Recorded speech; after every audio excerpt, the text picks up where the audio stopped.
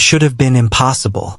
A Christian army, destroying the most sacred Christian city in the world. A city filled not with enemies, but with fellow believers. A city that had stood for nearly 1,000 years. So why did it happen? Why did Christians destroy Constantinople? The answer isn't simple. It is layered with ambition, betrayal, politics, greed, and perhaps the darkest truth of all, that faith, when wielded by power-hungry men, can be twisted beyond recognition. This is not the crusade you were taught in school. This is not a tale of holy warriors battling infidels in the desert.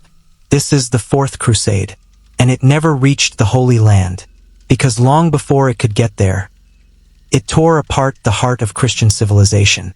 The year was 1202. Pope Innocent III, one of the most ambitious pontiffs in history, had just called for a new crusade to reclaim Jerusalem, which had fallen back into Muslim hands after the failed Third Crusade. He wanted redemption. He wanted glory. But more than anything, he wanted control.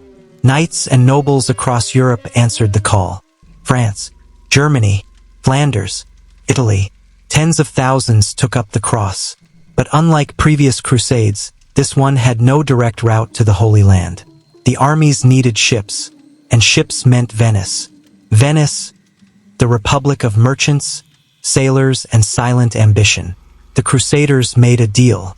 They asked Venice to build a fleet big enough to transport 33,000 men to Egypt, which was to be the launching point for Jerusalem. The cost? 85,000 silver marks. Venice agreed, and for a year they halted their entire economy to construct the massive fleet. But when the Crusaders arrived in Venice, they were not 33,000 strong.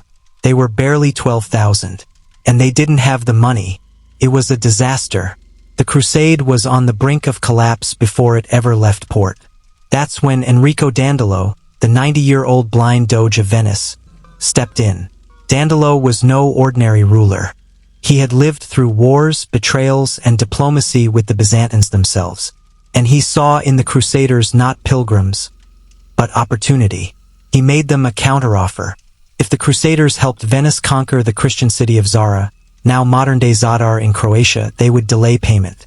It was extortion masked as alliance. Zara was a Christian city under the protection of the King of Hungary, a fellow Crusader. The Pope strictly forbade any attack on Christians. But the Crusaders were broke, and the fleet was ready, so they agreed. In November 1202, the Crusaders, wearing crosses on their chests, laid siege to a Christian city. They burned Zara to the ground. The Pope, furious, excommunicated the entire crusading army. But they continued, because now the crusade had taken on a new identity, one increasingly disconnected from Jerusalem. Then came the twist. As winter settled over the region, a young man appeared in the Crusader camp. His name, Alexios Angelos. He was the son of the deposed Byzantine emperor, Isaac II, who had been blinded and imprisoned by his own brother. Alexios had escaped and now offered the Crusaders an incredible deal. If they helped him reclaim his father's throne in Constantinople, he would pay their debts, supply them with food and soldiers, and fund their journey to Jerusalem. To many Crusaders, it seemed divine providence. But what they failed to see was this. They were no longer crusading for Christ. They were crusading for a prince against another Christian empire. In 1203, the Crusader fleet set sail, not for the Holy Land, but for Constantinople. And when they arrived, the city was not prepared. Constantinople, the shining jewel of Eastern Christianity, with its golden domes, sacred relics, and imperial splendor, it had stood for nearly a millennium. It had survived sieges, plagues, earthquakes, but it had never faced an attack from fellow Christians. The initial assault was swift. The walls were breached. The citizens, loyal to the usurper Emperor Alexios III, panicked. He fled the city, and the Crusaders installed young Alexios IV as co-emperor with his father. For a brief moment, it seemed like the deal had worked. The Crusaders camped outside the city. Alexios tried to honor his promises. But there was a problem. Constantinople was broke. The treasury was empty, and the people despised Alexios IV. To them, he was a traitor, a Latin puppet who had sold the empire to foreign invaders. Riots broke out. Fires spread. Orthodox priests denounced him from the pulpit. Tensions exploded. In early 1204, a palace coup swept through the city. Alexios IV was murdered.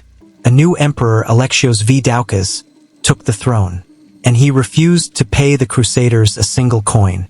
Now the Crusaders faced a choice: go home, bankrupt and humiliated, or take the city by force and claim what they were promised. They chose the latter. On April 12, 1204, the unthinkable happened. The Latin Crusaders attacked Constantinople. The walls were breached, the gates opened, and chaos flooded in. For 3 days, the holiest city in Christendom was subjected to an orgy of violence, theft, and sacrilege. Churches were desecrated, altars stripped of gold, icons smashed, monasteries burned, nuns and priests slaughtered in the streets. The great Hagia Sophia, the most sacred church in the Eastern world, was looted and defiled. A prostitute was placed on the patriarch's throne as Latin knights mocked the faith of their victims. It was not conquest, it was annihilation. Historians estimate that more treasure was stolen from Constantinople than from all the Crusades combined. Manuscripts lost, relics scattered, statues melted for coin. The Pope, upon hearing the news, was horrified, but not enough to truly punish the Crusaders. And so the Latin Empire was born. Constantinople was carved up like spoils of war. Venetian merchants took entire districts. French knights claimed palaces. And for nearly 60 years, the Eastern Roman Empire, the Byzantine Empire, was replaced by a Latin regime hated by its own people. The Orthodox Catholic schism deepened, and Christianity, as a unified force, fractured further than ever before. But the Crusaders never reached the Holy Land. They never saw Jerusalem, never laid eyes on the sepulchre. They had burned one of their own before ever confronting the supposed enemy. So why did Christians destroy Christian Constantinople? Because the crusade had become something else, no longer driven by faith, but by power, no longer guided by the cross, but by gold. This was not a holy war. It was a campaign of imperial ambition, manipulated by merchants, fueled by political greed, and baptized in hypocrisy. The Fourth Crusade began with prayers and ended in plunder. It was not a clash of civilizations. It was a civil war in Christendom, and the greatest victim was truth. Today, the ruins of Constantinople whisper what history often forgets to teach, that the greatest danger to faith is not the outsider, but the betrayer within. That sometimes, it is those who shout, "God wills it," the loudest who are willing to destroy God's house for a handful of silver. So remember this story, not just as a cautionary tale of the past, but as a mirror, because history does not always repeat, but it often rhymes.